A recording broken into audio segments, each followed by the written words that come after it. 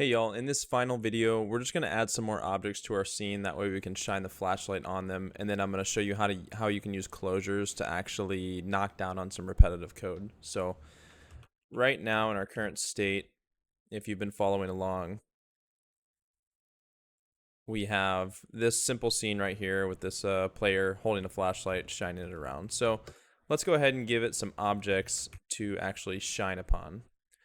We're going to create a new system within the world.rs file called spawn objects.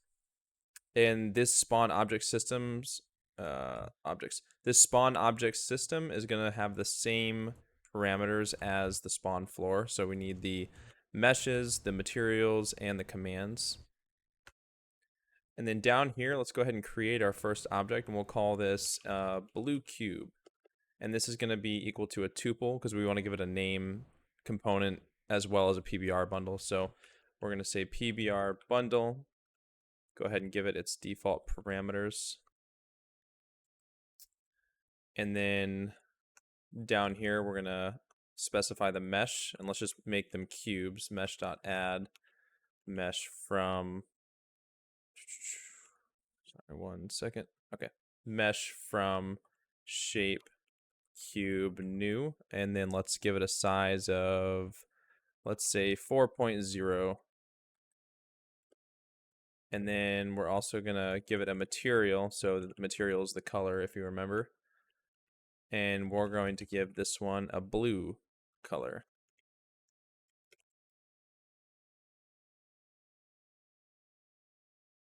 Okay, perfect. And then for the final piece, we just want to add the name component, and we're also going to name this blue cube. Make it simple. I think I got some issues here. Okay, no, we're good.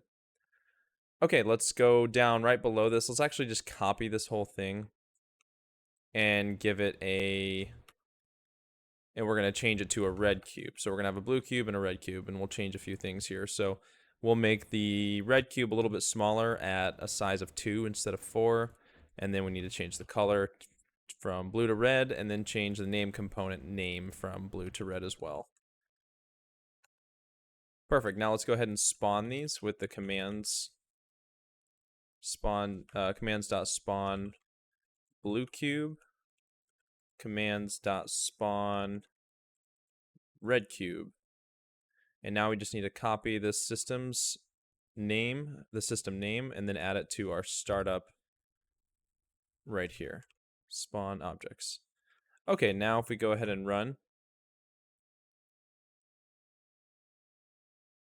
you'll see that we have an object in the center of the screen just because we didn't give it an actual transform. It's just using the default position. So just like we did in the last video with how we modified the flashlight in our main light using the Bevy inspector, let's go ahead and do that here as well. It's a good opportunity. So go ahead and hit the space bar to unlock your cursor. I'm going to move this off to the side. And then down here, I'm going to specify a transform for both of these cubes. So transform from XYZ.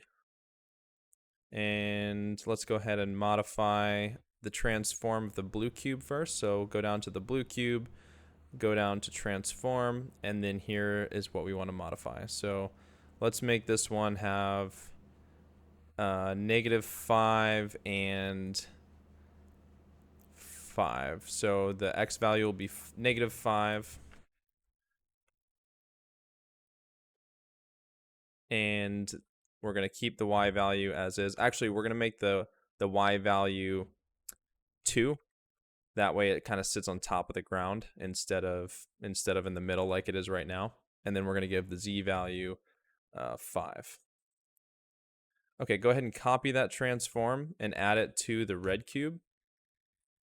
And then let's go ahead and modify our red cube. So I'm going to collapse the blue cube, go to the red cube, down to transform, and then we can change this as well. So we can maybe give this a 6,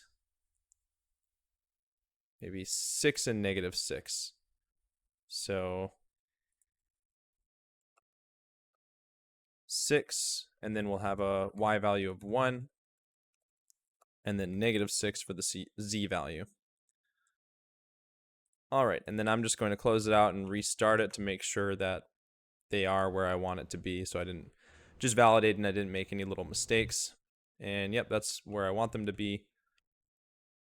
And let's look at something real quick though. So look how when I'm shining on the cube, if I go over to the side and kind of shine at an angle, there's still, the light is completely passing through the cube. That's because the shadows are not enabled for the flashlight. So let's quickly fix that. So go to the player.rs file, go down to your flashlight, and I believe it's under the spotlight right here. If I do a control space to bring up the properties that this spotlight has, you'll see shadows enabled. So I'm going to click that, and it's automatically defaulted to false. So if we hit shadows enabled true, we should see that light not passing through the object anymore. Oh, and you know what? It looks like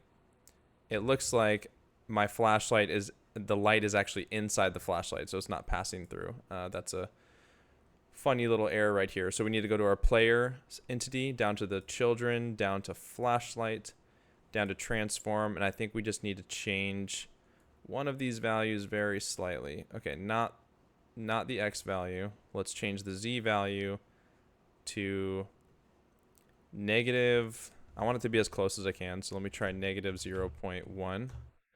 Okay, that's not going to be enough. 0.2. Okay, negative 0.2. So I'm going to quickly address this. Let's go to our transform, negative 0.2. All right, I'm going to restart it real quick just to make sure that I punched in the correct values in the correct places. Okay, there we go. We're back. All right, now if we go to the corner of our cube here, now you'll see that the light is not passing through the object. That's because we enabled the shadows on the flashlight. So good thing we fixed that real quick. Okay, now let's go back over to our world.rs file, and let's look at the cubes that we just spawned. So you'll notice that these two variables right here share a lot of the same code. Well, we always want to follow that dry principle of programming. Do not repeat yourself as much as possible. And since this is a lot of repetitive code, we can knock this down basically in half we could use a separate function if we wanted to, but we're going to use something called a closure. So to do that, first I'm going to actually, what I'm going to do, I'm going to leave those right there just to reference. I'm not going to comment them out or anything yet. But first let's go ahead and create a new variable that we're going to store our closure in. And this needs to be mutatable, or mutable. I'm not sure how to say that. We need to be able to mutate it. Let mute, and we'll say create cube, and then do a set of pipes. And this is where we're going to put pass our parameters in. And then the return type of this is going to be a tuple, and it's going to be a PBR bundle and a name component. So if you look at what we currently have right here, we have a tuple of a PBR bundle and a name. So that's why the return type of the closure must be a tuple of PBR bundle and a name.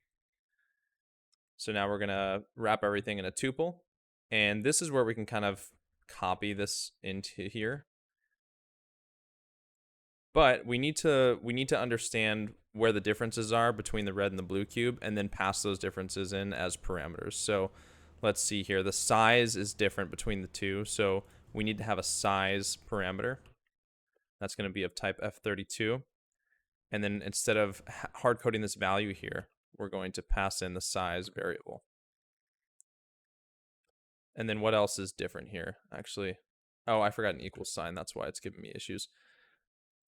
Okay, now next, what else is different? The color, right? So instead of passing the color in or hard coding the color value in, we're going to say color of type color. And then we're going to get rid of that and use the parameter instead. And then it looks like our transform is also different. So what I'm going to do is I'm going to set X, Y, Z just like this. And that's going to be a tuple of F32, F32, F32. So this is going to simulate simulate a vec3 essentially. So instead of doing that, now I'm going to write xyz.0, xyz.1, xyz, xyz.2. And then the last thing is the cube, or the string inside of the name component. So we also need to pass a string. And then right here, we'll put name. Okay, so that's looking pretty good. Now, we're just going to use the commands.spawn again. Commands.spawn.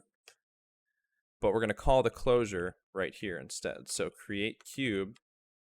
Now we need to pass in those parameters.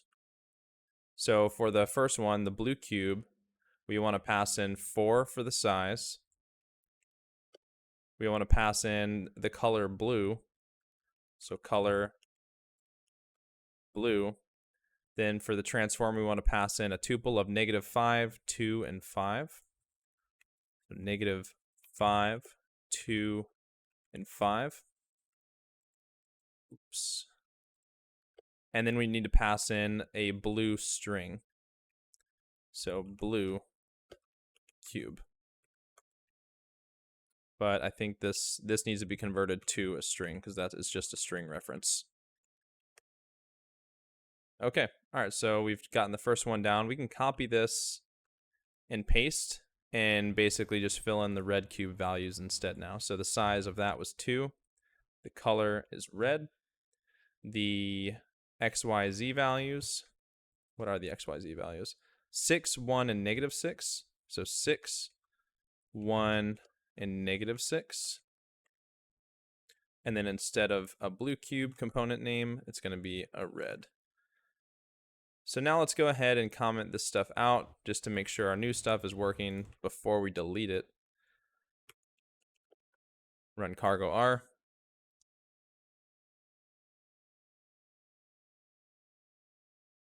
And there you go. So now we use the closure instead to kind of knock down on some of that code.